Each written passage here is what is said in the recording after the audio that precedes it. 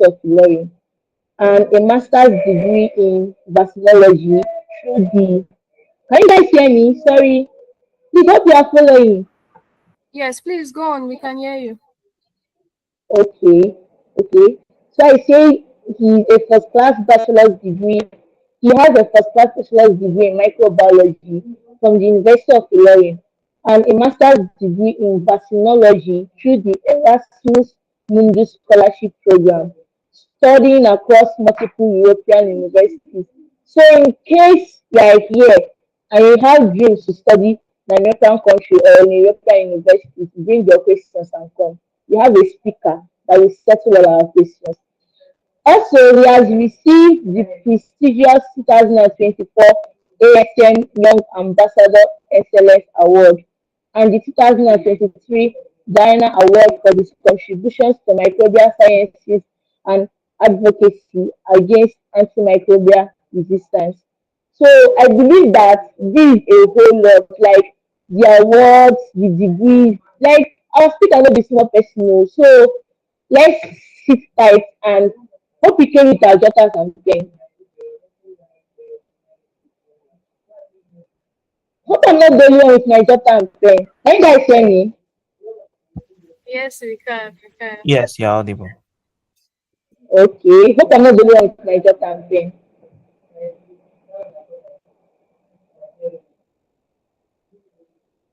No response. I mean, we just came to hear. Okay, I think okay, man, Mark, that's nice, that's nice, that's nice. So please let's sit tight and don't be distracted. Like don't join the meeting and that will get something else. Sit tight, pay attention and grab necessary things you need to grab and also prepare your questions. Thank you very much. And sir, we're so sorry again for starting the schedule. How I wish we were seeing him, I would have said with a standing ovation, let's welcome our speaker. But then, since you are not seeing him and there will be no standing ovation, but wherever you are, just be smiling as you are welcoming our speaker. Thank you so much, sir.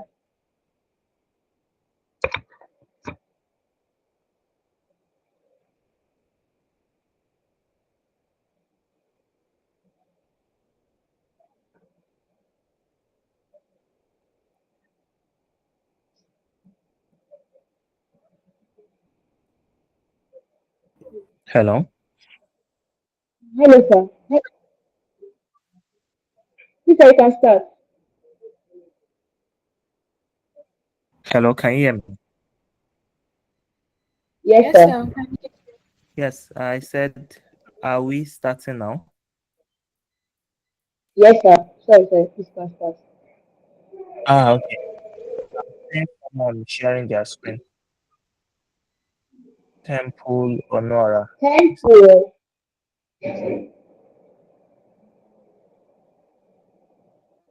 Have you stopped sharing your screen, or is that the presenter?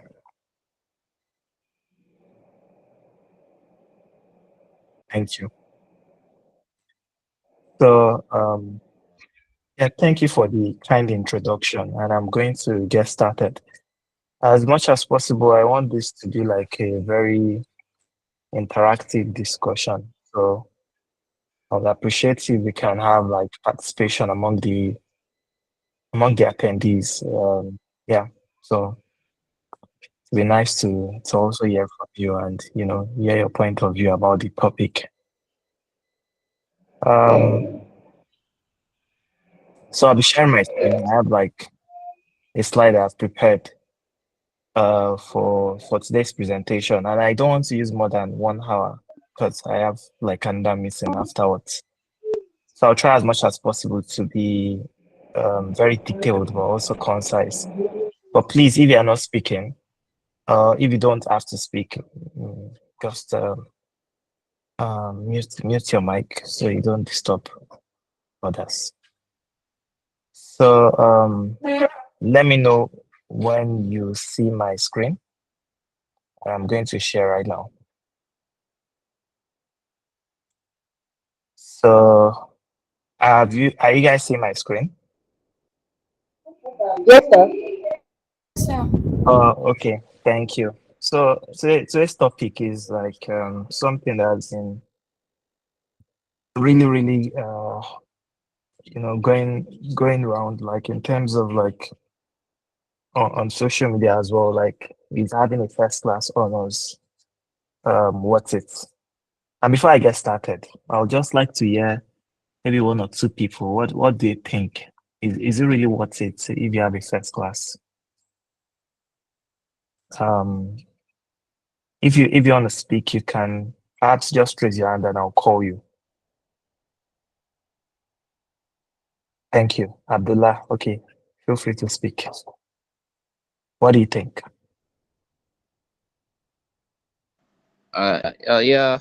My name's Abdullah. What I think is that having a first class, it's really worth it because it will make it like to be like you're a outstanding student, and then in terms of academic excellence, if someone wants to push in for like academic stuff, like maybe you want to further your education, stand of postgraduate studies, masters, Mhm. and other stuff like that, PhD, you'll be among the top candidates aside other criteria.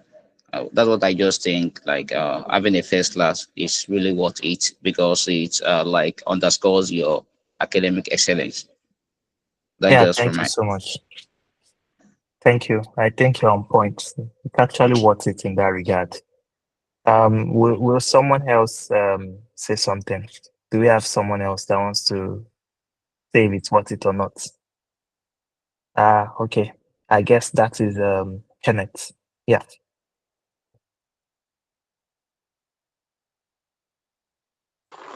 Uh Okay. I mistakenly raised my hand, but let me just okay. so let me just add. I think the first guy already mentioned it, but I think to look at it from another angle, I think having a first class is also a good fulfillment for oneself. For instance, you have like this kind of joy that you are also graduating with first class.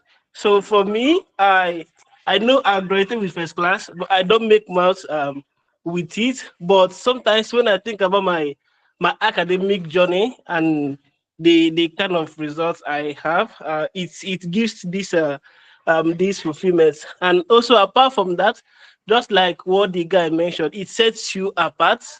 And when you buck it up with skills, you see that you are someone that every hiring organization will look out for. So having a first class is something that is worth aiming for. So I think that's what I would just add. Thank you. Yeah, thank you so much for your addition. Very helpful. I'm happy you mistakenly raised up your hands. Of course, having a first class truly worth it. But people have been saying something positive about this. I want to hear from someone that would tell otherwise. Um, and please feel free to hear your opinion. I don't think there's any wrong opinion in this case. Who thinks that having a first class doesn't worth it? Who thinks that way? If you think that way, feel free to raise your hands and tell us why. And this won't be judgmental, honestly. We just want to hear from you. So would someone raise their hands? Okay. So in Nigeria, it's not necessary. Okay. Temple, would you would you um would you unmute your mic and speak and tell us why you think it's not necessary? We actually need this diverting opinion to have a good conversation here.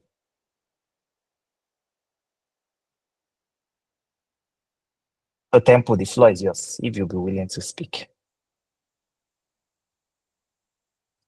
You can just unmute your mic.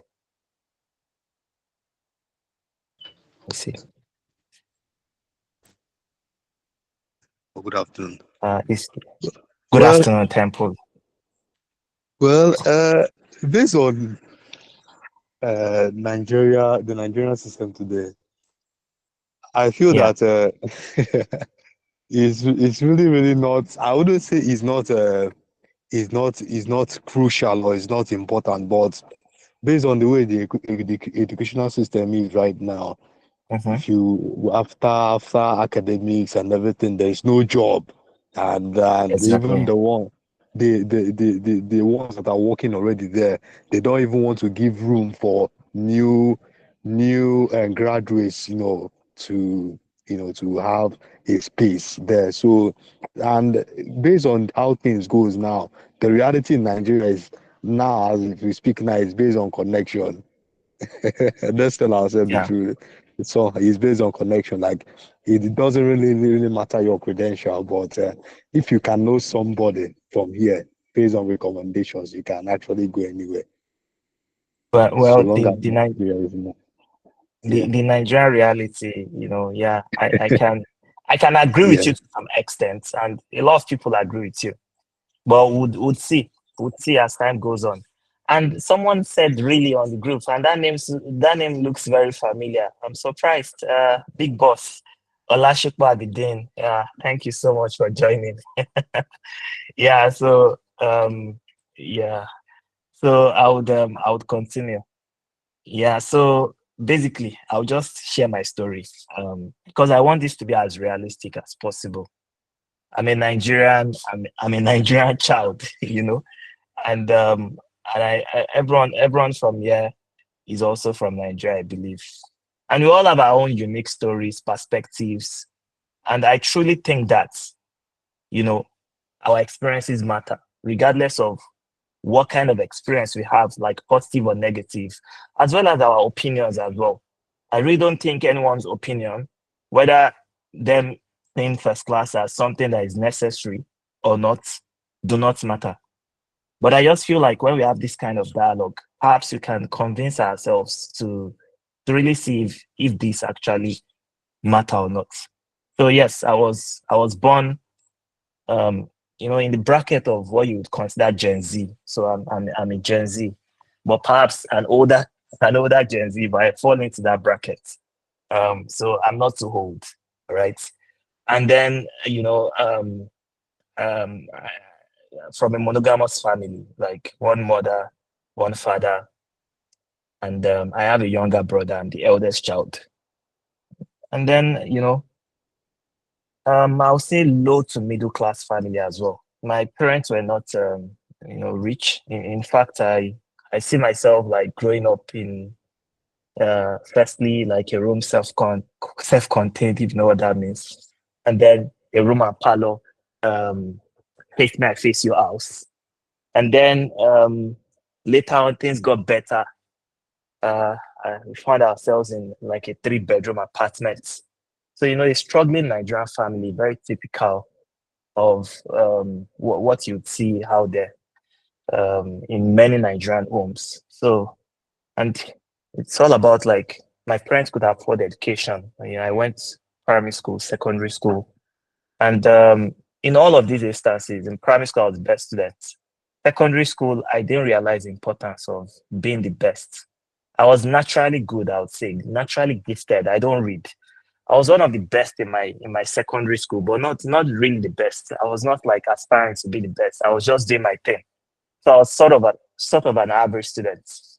And then I got into university. But getting into university was on second trial. I wrote JAM the first time, and I didn't get into the university. I wanted to study medicine, in fact. And then I had to do a pre-degree. And that was when I realized that perhaps like getting into school is not very tough. I was just the one that didn't do well. So I started realizing the importance of working hard right from there. So I did the remedial program at University of Loring. So it was an awakening moment for me. And I got an admission to study microbiology. And the reason why I wanted to study microbiology is because I even realized at a point in time that I was very passionate about infectious diseases, and most especially how to eradicate them or how to control them. And then something happened when I eventually got into 100 level. I lost my dad. Um, I pray that God rest his soul. And I was in a limbo. Felt like you know imagine that kind of family that I've described. There are so many realities that could have happened to me. One of it is dropping out from school. That was what I had thought next. My mom was not working. She was not working at that point in time. My dad was the sole bearer of the family, and then he was gone. I was 17 at that time, and all I could just think of was that I would live a failed life completely. I didn't have any positive expectations about my life anymore as of then, because how would I go through school? Who would pay for my school fees? Who would pay for my accommodation? I was living large. I was living in a off campus somewhere around Tanke. If you're familiar with Lauren, Mark, I was just living alone. My accommodation was 80,000 naira then. So it was perfect. It was a room self-contained. I had TV, I had fridge. My parents, made sure I had everything. And then, I was like, there's no way to maintain this kind of lifestyle anymore. It's done for. And at that time, I had finished my first semester. I had a 3.67. And my dad died like few days to my exam, second semester exam in 100 level. And I was heartbroken.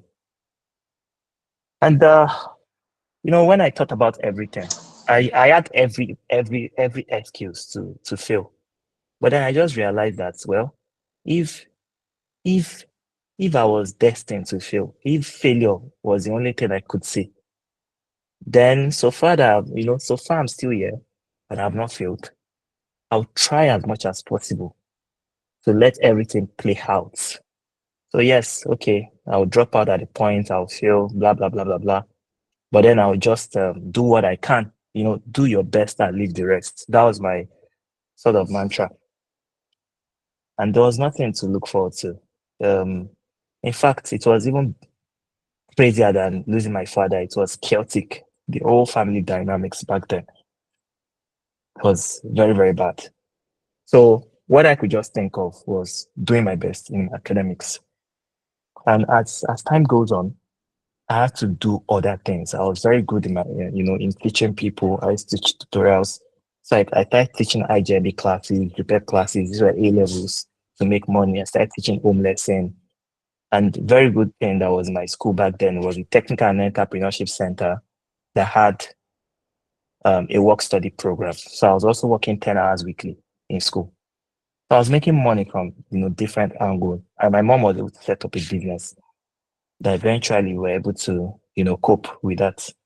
So all I could think of back then was having a very good grade in school. And from what someone had said, how does that matter? Really? Who cares about first class in our Nigerian community? That is exactly what I have had so many times in school. So I was this guy that everyone would typically call scholar, scholar, scholar. I was not the best in my class. I was second best. I realized later on. But I was very, very passionate about school. Many people didn't know why, but I knew why I was passionate. There was nothing else to look up to. I didn't have connections. I don't even have a father. I didn't have connections. I was literally scared about my whole existence because I didn't just lose my father. I also lost my grandpa a month before my dad died. So I was literally scared. So I was off the internet. I was not really connecting with people. I was just facing my education. So it was just me, right? And I've not shared this story before on a public platform like this. But I realized that it's really important to share it because when you then share your success story, people would perhaps think, oh, this guy was well connected. Oh, he had lots of people that could mentor him. Oh, he had someone that encouraged him. Oh, he had a perfect life. He didn't really have problems when he was in school. He was not hustling like us, you know. But I just wanted to share this as a preamble because I feel like many people would resonate with it from different angles. And perhaps it would be useful to put context into my presentation going forward. So I graduated eventually with a 4.52. That was the kind of lowest first class you can have in school. First class in schools that have 5.0 CGPA, which is like many Nigerian institutions, is between 4.5 and 5.0. So I had a 4.52 at the University of Lauren. And as of 400 level, I was on 4.37. So I just had to try all my possible best to meet up with first class. I did a calculation that if I had 5.0 in 400 level, then I can make up like 4.54, something thereabouts. And everyone would tell me, it's not possible to increase your CGPA in 400 level. It always drop. You can't have A's in all your courses. You have projects, you have seminar, you have all sort of things. So it's really not possible. But I had A's in all my courses except one, eventually in the whole of 400 level. And I had a 4.52. And the reason why I did this? The first reason is because I felt like having a first class would give me that momentum. And what kind of momentum did it give me? I'll share. I was able to get a job before I finished NYC. In fact, I got a job like August 2020, 2019. I finished September 2018. My NYC was the next day, and there was a tragic accident incident that happened. I graduated first class, I think sometimes around October. That was when I did that convocation in 2018. And then next day I was traveling to NYC camp because we were called to camp. On the day of our graduation, I had an accident, a very gas accident. But I was still working hard. I almost lost my certificate. In fact, in that accident, a lot of people injured. I was not injured. I was very lucky. But I was still working hard, even though I had to like visit hospital almost every time during my NYC year and even beyond. But I was able to get a red band job position, and I'll share how I was able to get that later on. After working for a while, I started looking at getting scholarships abroad, and I got lots of opportunities. I got Education USA Opportunity Funds programs that will pay for your GRE and your TOEFL and application fees to 4 schools. I also got a similar scholarship as well. And I started applying to school sometimes very serious around 2021. And then eventually I was able to get 5 fully funded scholarships, 3 PhD offers, direct PhD offer without MSc, I would say, because people think that's not possible in the US. And I also got into this Erasmus Mundus Scholarship that I just completed, not just one, but 2 of them, fully funded. And this, Erasmus Mundus Scholarship is currently worth about 90 million naira, 100 million naira. It's a 2-year program that would not just pay for your school fees across at least 2 European countries, but also gives you stipend monthly, meaning that you are just studying and you are getting paid for study. And then, I completed my Erasmus Mundus joint master degree with a distinction, and I think that's also a quality of having a first class because it was very challenging. I've traveled to so many countries, so many countries. I think it's more than 10. I lost count. But this year alone, I've been to about 3 countries. Yeah. And I'm traveling to one very soon. So I traveled to a lot of countries. And I would really credit all of these achievements to having a first class. And most importantly, I attended conference in United States, something I've always wanted to do while I was in Nigeria. But the challenges of getting like visa appointment, because I was also like the American side for microbiology, young ambassador in Nigeria when I was in Nigeria for 3 years. So I was always getting invitation, for these conferences, but I couldn't get an appointment. But as soon as I got this scholarship, traveled to Europe, I got an appointment the same month. In fact, the following week after I applied for the US visa, and within 1 minute, I got a visa, right? Because they heard that, I was an Erasmus Mundus Scholar. I've been to 3 countries as of then, had a fully funded scholarship. So why shouldn't they give me this visa to the US? So I went to the US, firstly in Houston, and then last year in Atlanta, where I got an award from the American Center for Microbiology. And, lots and lots of achievements for someone that literally came from nothing, right?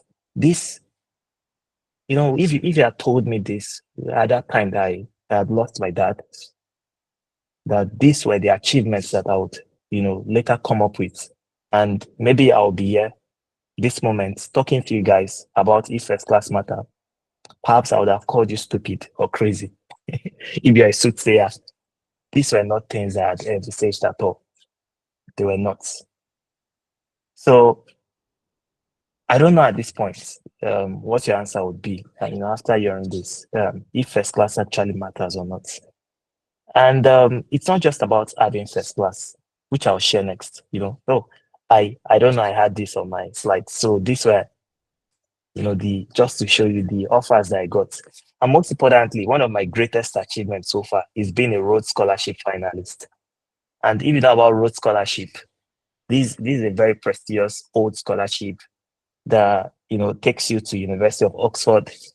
And then at the point where I applied for the Rhodes Scholarship in 2021, I was a 2022 finalist. They even gave me a certificate, even though I didn't make it. So at the point where I applied, there were about 5,000 applicants in West Africa, and about 15 of us made it to the final stage. We're invited back then to, was it Sheraton Hotel in Abuja? 15 of us from West Africa, many of us Nigerians. I think 13 were Nigerians, one from Gambia, the other from Ghanaian. They both got the scholarship that year too. They just select 2 people from the whole of West Africa. But being a finalist made me realize that I'm perhaps like one of the best out there. It's really pumped my my ego, and made me realize that even though I didn't get the scholarship, I could eventually do something good with my life. And even with the Erasmus Mundus Scholarship, I ended up at Oxford. That's where I spent 6 months of my 2 years doing research, vaccine science research. So it all worked well and good at the end of the day. But what I really want to share, these are some of this was the program that I did, the Vaccinology Masters. This is me in France when I started my program. This is La Sagrada Familia. It's one of the UNESCO World Heritage Sites in Barcelona. And this is Camp Nou for football fans. I'm not a football fan, but I just went there because it was just like 2 minutes walk to my university, Faculty of Biosciences at Barcelona, University of Barcelona. So I just walked there one day because I was very early to school, and I told one of my friends to take a picture of me in front of the, famous stadium. And these are my classmates with our Spanish teacher. My program was in English, but I was also learning Spanish. And this is me in Belgium, University of Antwerp, right? So, this I credit all of this to having a first class, honestly. And just like I said earlier, it's not all about having a first class. Trust me. You know what I used to liken first class to? I used to liken it to when you're on track. Let's say we are all athletes, and then we're asked to run. One of the requisites of running, one of the things that you must have if you want to run is what? Can someone answer me? What must you have if you want to run? Am I still here? Yeah. Pascal, say something. You raised your hand. Yeah, good evening, everyone. I think Good you evening. must be on your attire. Well, yeah. Apart from that, what do you use to run? What's that thing in your body that you need to run? You must have You need energy. what? No. Energy. You need something. Not energy. You need something. I like. Okay, let someone else answer. Chigozie, what do you think? You need to have legs. Exactly. You need to have legs. That's just it. Whether you would win the race or not, everyone that the first, second, third, fourth, fifth, last would definitely need to have legs, right? And that's not a correlation of whether they would win that race or not. You need legs to run. And that's what I see first class as. All degrees are legs, just to open some doors, just for you to be able to run. First class perhaps gives you a longer leg that might favor the odds of actually winning that race. But that's not the only factor that you need to excel in life. And the reason why I share this is because before I got my job, I had actually gotten so many interview invites as of then as a recent graduate when I was still doing my LYC, just because the recruiters would see on my CV that I had first class from University of Ilorin, which was at that time and even now very prestigious institution. So they are always amazed that, oh, let's hear from this guy. That's the first class. But then when you get to the interview, what would really matter? First class would not matter at that point in time anymore. What will matter is your what? Your ability to talk fluently, to be able to answer interview questions properly, good communication skills, right? Good critical thinking abilities. These are things that will then matter. And how do you build all those skills, or what other things really matter? I'll share. I think critical thinking and problem solving is crucial. Whether you have a first class or a second class upper or a 2-2 or even a third class or a pass, the grades sometimes are not really essential. Even if you have a first class, these are other things that you must have. Critical thinking and problem solving skills. You have to have that zeal to always learn, continuous learning. This year, I have first class honors, masters, a joint master degree, in fact, triple master's degree with distinction. But this year, I have committed myself to learning data analysis. I have some idea about it too. But as a result of that, I have enrolled into ALX Africa program. I joined the mentorship program with Learn with Wida. I'm always sharing all my experiences on X or Twitter. I've gotten a scholarship in Stanford to engage in their bioinformatics certification program online. And then, that zeal to always learn, continuous learning and growth. And this is just February. What else? Innovation and creativity. It's really important. Some people do not even have to look for a job before they excel, before they excel in life, because they've innovated initiatives that will sustain them. Leadership and initiative. And leadership, people used to mistake leadership, and I'll make it clear. Leadership is not you being the student union president of Nnamdi Azikiwe University. The leadership I'm talking about here is self-leadership, ability to influence yourself first, to be able to take initiative to excel in my life. These are the steps I have to take. And then the initiative to tick all those boxes. For example, when I was in 400 level, I realized that it was not just about having a first class for me. I have to have a CV. I started doing CV writing online courses on FutureLearn.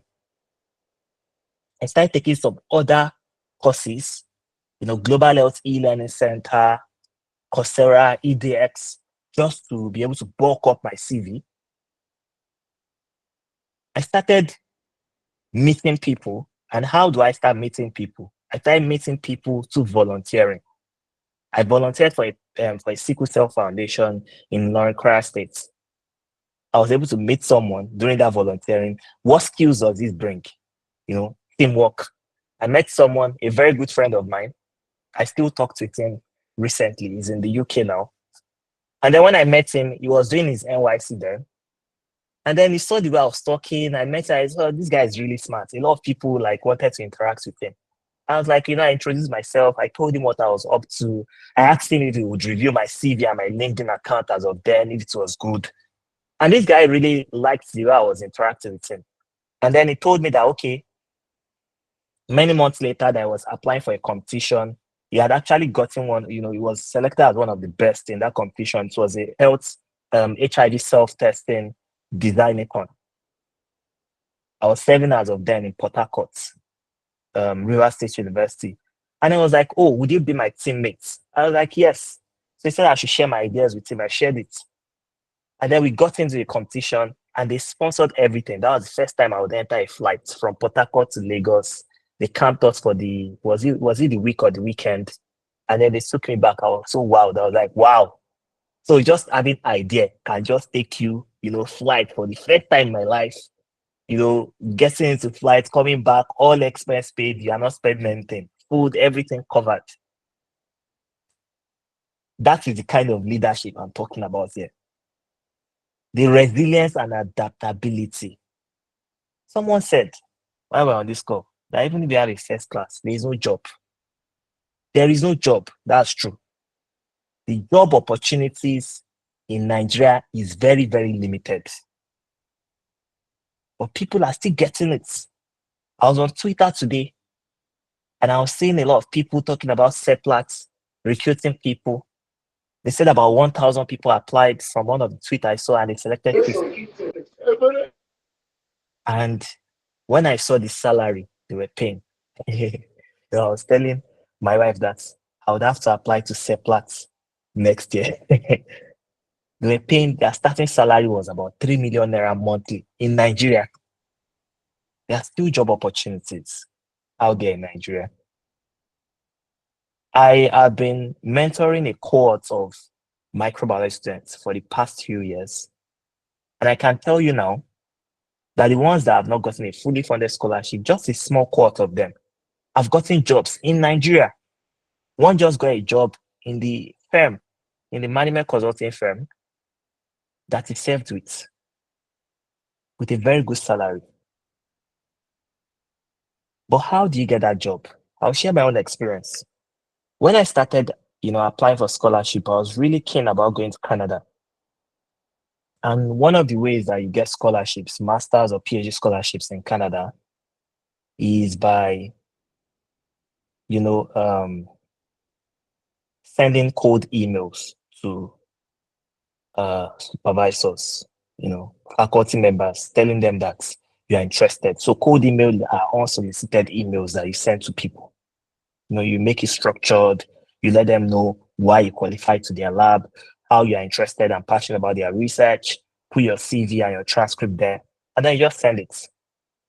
But it didn't work out. They would respond, they'll tell me, they are not taking students at this time. I sent so many cold emails, I can't count them. And then I realized that, one of the problems, especially microbiology students or graduates in Nigeria, is they say they can't work in hospitals, blah, blah, blah, blah, blah. But there are so many opportunities in industry.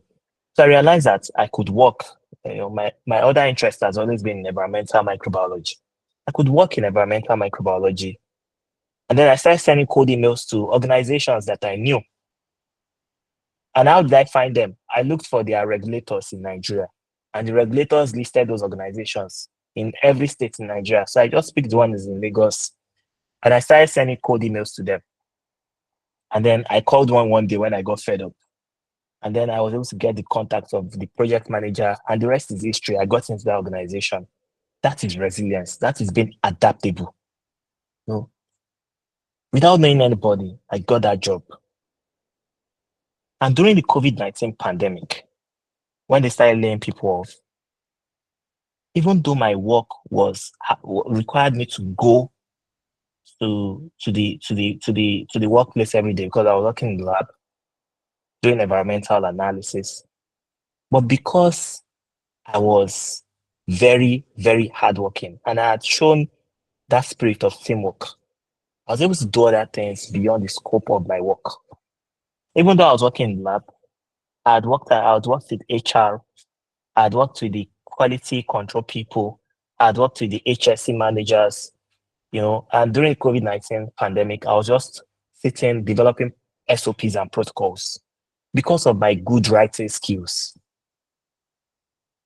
That's having good work ethic, having emotional intelligence. These things may sound very abstract, but they are very, very necessary to survive. And then be able to impact and contribute positively to your society and to your community at large, right? Even though I was working, I was engaged in a lot of fellowship. I was selected as one of the 10 fellows for this One Health and Development Initiative, One Health Fellowship. And it had about 369 applicants. And, I was mentored by someone prominent. She's a retired director at the Federal Ministry of Agriculture and Rural Development. She saw the way I was very passionate and funded a project that I carried out at the Ijora Fish Market as of then, after the COVID-19 pandemic. And the rest is history, really. These were things I felt on the long run built my profile and solidified me to become really, really competitive. But then the question that I really want to ask every one of us here is, how many of you have even tried to draft a CV, especially you that you're in 300 level or 400 level? You still see graduates. They can't apply for jobs. They can't write their CVs. They can't communicate. They don't have communication skills. They don't have teamwork skills. They don't even know the experiences they had in school. They didn't even write their project work in school. They didn't do their assignments themselves. They filled the logbook by themselves. They just filled logbook. They didn't do anything. They didn't write the seminar. They outsourced everything. Someone that cannot write, how will that person get a job? It's not possible. It's not magical. These are the problems. It's not possible. And I used to say that as a graduate, you have experience. You have experience. Even though you've not worked in the workplace, you have experience. The experiences you have are your CIRES, which is a 6-month experience. For example, my project, I spent 8 months in my project. That's 1 year and 4 months. When I was in 200 level, because I didn't want to stay at home in the holiday, I volunteered in a hospital. That's experience. But you don't see students committing to those things that will not just give them experience, but also boost their skills. How then do they want to fit? How then do they want to be competitive in the job markets? It's not possible. You have to sow before you reap. And these are things that, beyond having first class, these are things that makes you really, really exceptional. So, what next? And I would just like someone to tell me what they think is next. What next after this, after listening today? What do you think? What do you think should be next? You can raise your hand if you want to speak.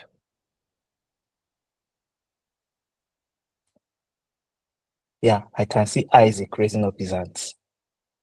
And damn Larry, but Isaac should go first. Good evening, sir. Good evening. I think what next after listening to this is just to apply what we have actually heard. Okay. So can you personalize it? How do you think you want to apply this? First of all, trying to build more profiles and increase my leadership skills, and also trying to apply my skills of writing, example like my CV, myself, and all those stuff. Great. Thank you for sharing. Thank you, Damn sir. Larry, do you have something to share also? You can unmute your mic and speak. I do have a lot to say, but I'm going to shorten it. Can you hear me? Okay. Yes, I would appreciate. Hello? Yeah. I've actually been an active follower of your page and on Twitter. And recently, if you can recall, you actually took a section on AMR Cohort 2. Can you remember? Yeah. Recently. Yes, So I I was remember. part of that. So actually, I mean, final year student of Unilag, I'm on first class, 4.73. But then Amazing. there's always this fear of, okay, what people are saying now, there's no job. And yeah, I'm not even after the job, I'm just after if I'm able to get scholarship, you know.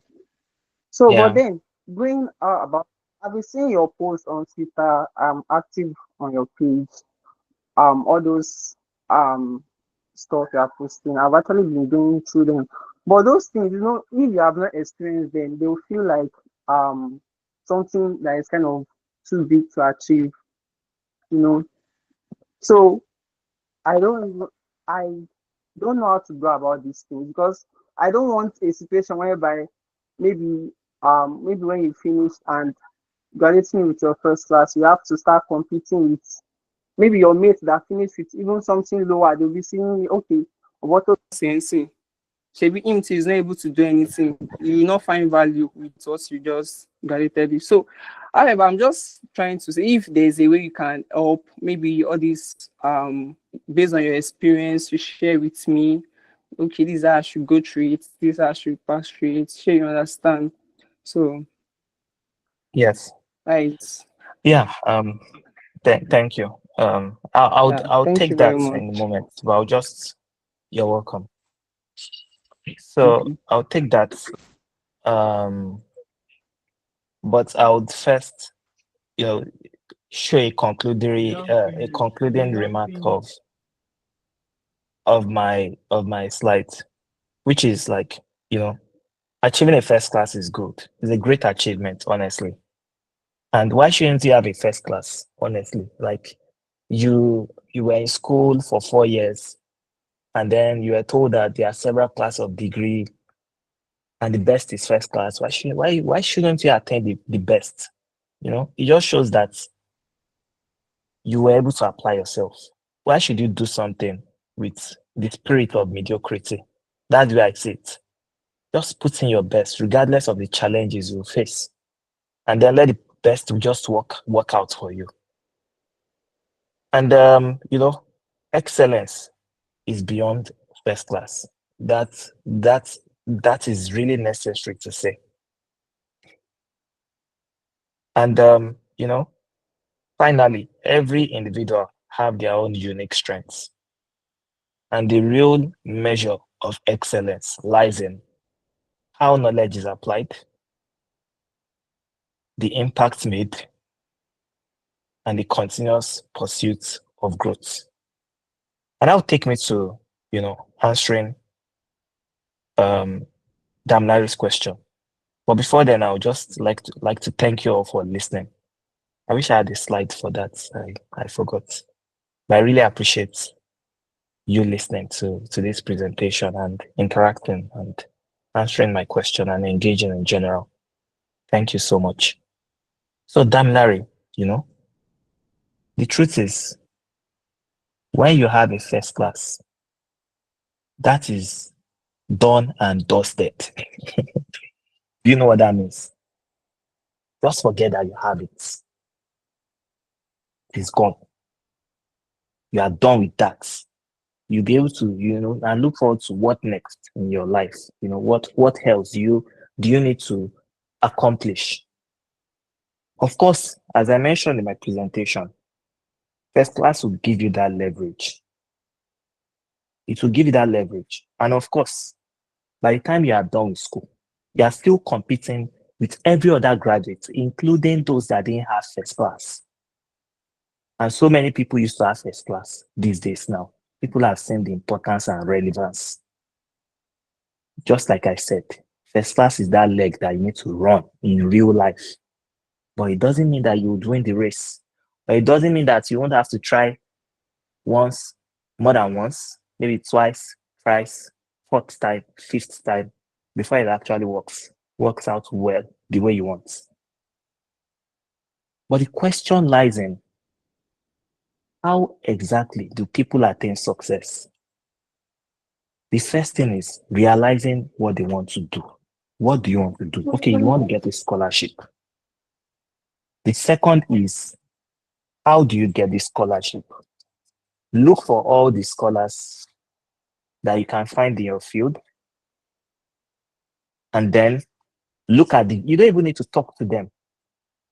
Just look at the variable, look at their profile on LinkedIn, look at the things they share. If they share posts on LinkedIn, on Twitter, on Facebook, or whatever, look at what they share. Look at what they do. Look at what they've been doing before they got there. Then now compare yourself. A typical first class, as of the time I was applying for scholarship, I had about 3 years of work experience. I'd done so many fellowships. I'd gotten some grants. I'd written about, co-authored about 18 articles in peer-reviewed journals. And I was sure at that time that this scholarship I'm applying for, I would definitely get it. Because I had worked hard. You need to also, you might not necessarily tick all those boxes or do it as intense as I had mentioned now. But you need to tick some of these boxes. And most importantly, have a clarity about what you want to go for. I want to study vaccinology. I studied microbiology. And when I was applying for the master's, I talked about my experiences that I'd worked on AMR. I was isolating and characterizing pathogens from abattoir wastewater. I'd realized that many microbes, bacteria, are resistant to antibiotics. One of the alternatives is vaccines. I told them how my experience connects with the program. I read about this program. I knew what I'll do in Barcelona. I knew what I'll do in Antwerp. I knew what I'll do in Lyon. I had asked 3 prospective students that reached out to me that applied to this master's this year. They don't even know the universities they are going to. How would they get the scholarship? They can't even name 1 out of the 5 universities in the program. You need to do your due diligence. Everything I'm saying boils down to the fact that you need to work hard. You need to know exactly what you are doing. You need to know how to do it. And you need to be willing to put in the effort to doing it. There is no magic to success. It's garbage in, garbage out.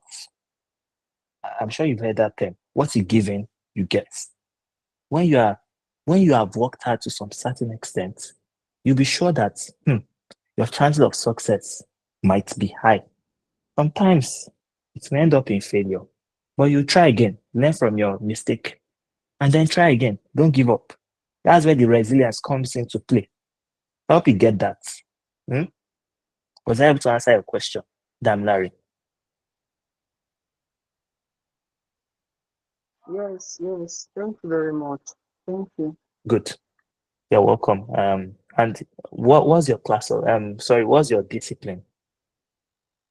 Yeah, I'm also in microbiology. Good. You see, you can feel free to reach out to me. Yeah.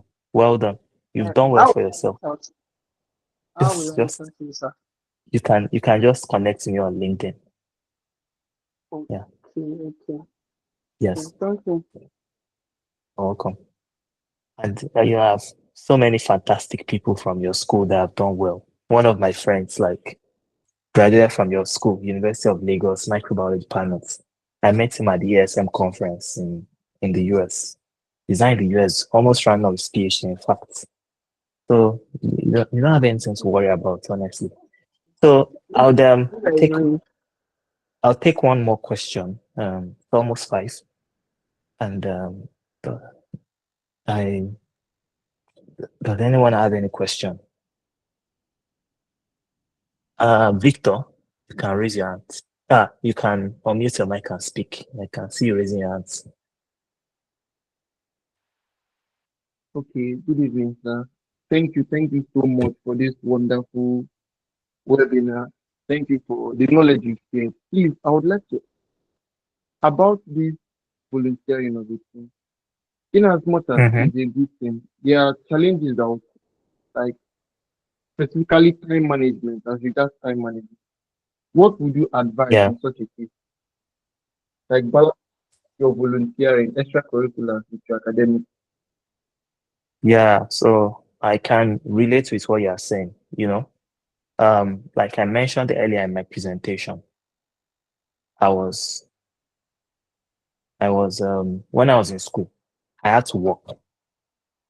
I had to work 10 hours weekly in school. I had to teach home lesson every weekend. I had like 2 parents that was teaching their children.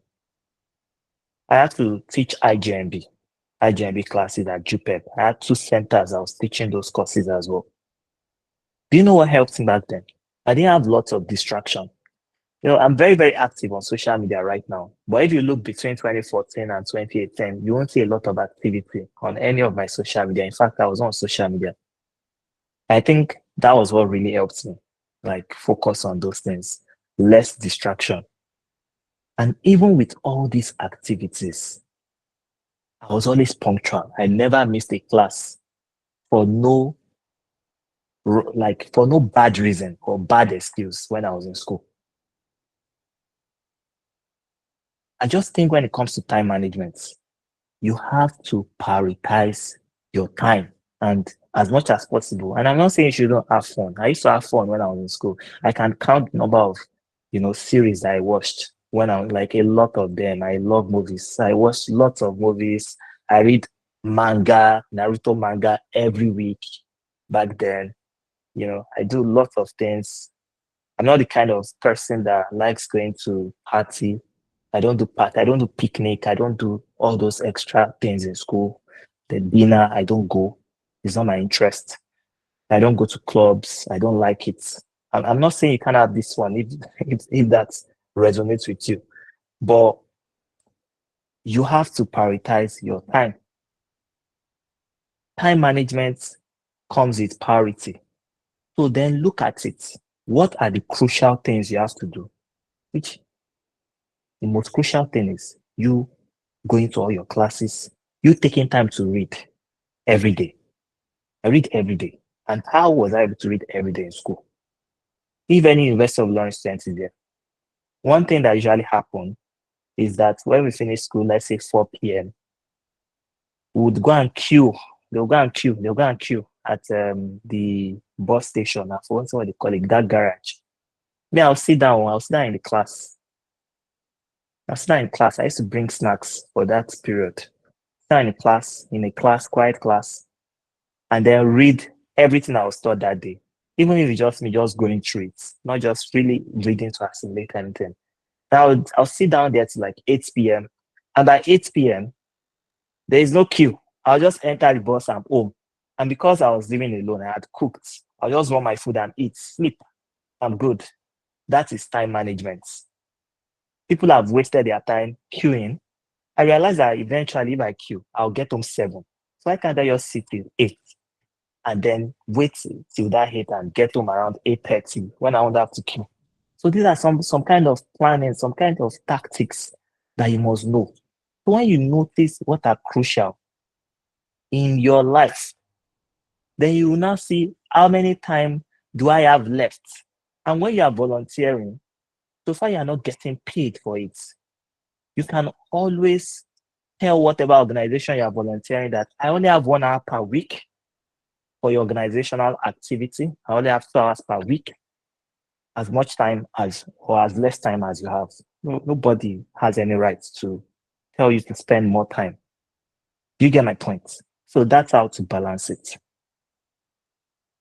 I hope I was able to answer your question. So it's past time. I can see someone raising their hands, and I think the person is a lady. So let's take it. Then we'll call it a day.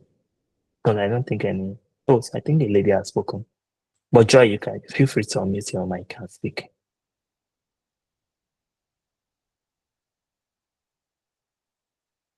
Joy, are you there? Unmute.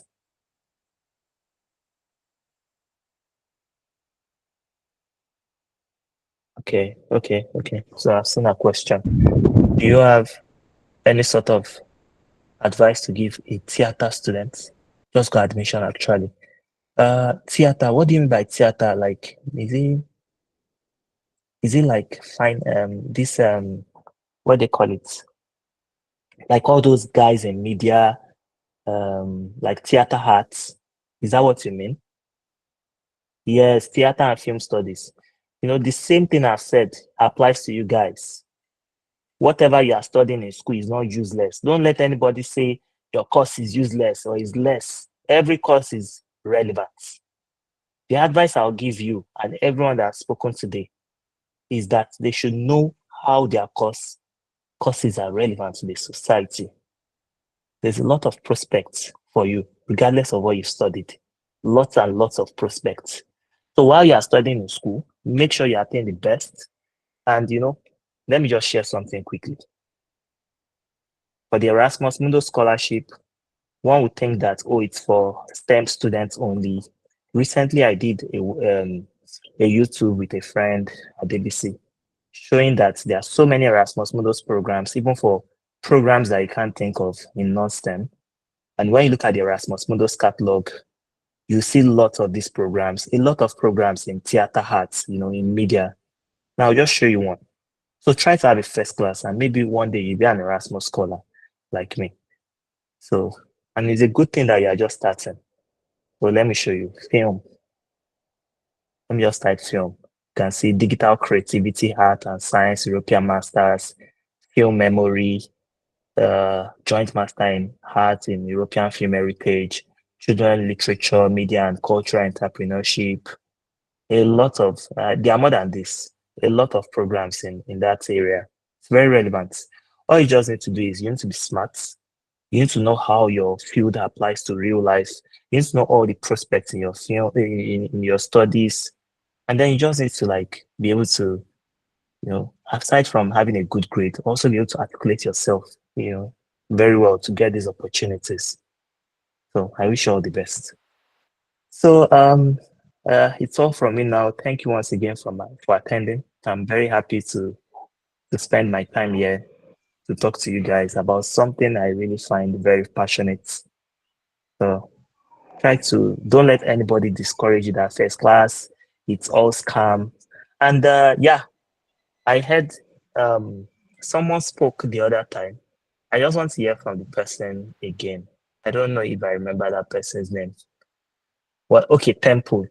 Is Temple still here? And I'm not trying to put you on the spot. I just want to know. I can't see him. I can't see him again. I just wanted to ask if this was helpful to convince him otherwise that first class it actually does matter.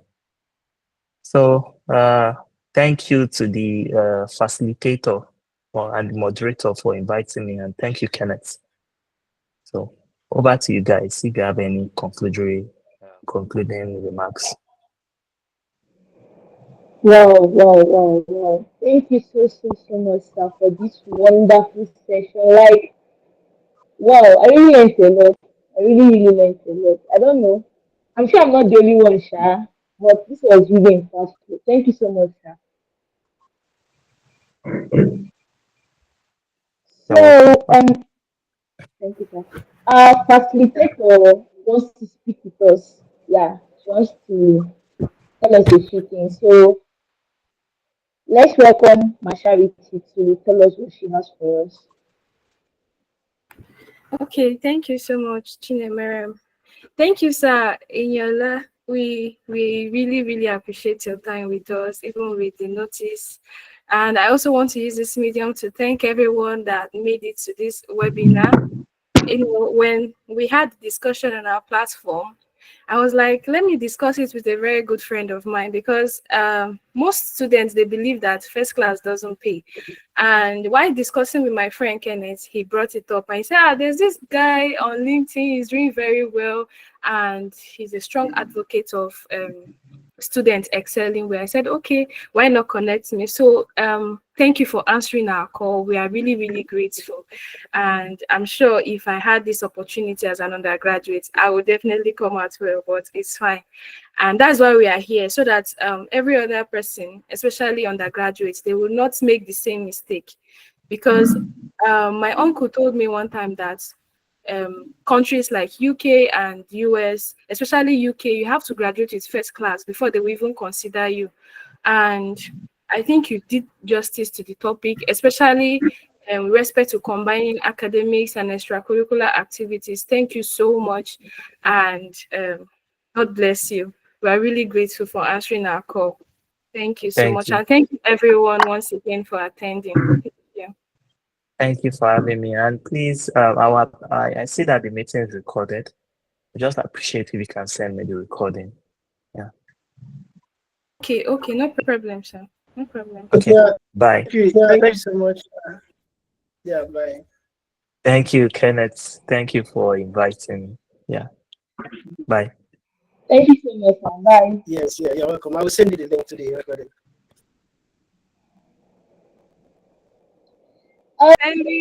And moderator, you did well. Thank you so much for the class. I was encouraged by our numbers. Okay, so thank you so much. And we still have webinar coming up on Sunday. Do well to attend though and learn, because me, I've learned a lot today. Thank you so much, Kenneth. See this toilet. This toilet is for you now. This toilet I'm doing like this nice for you. Thank you so much. Thank you. I really appreciate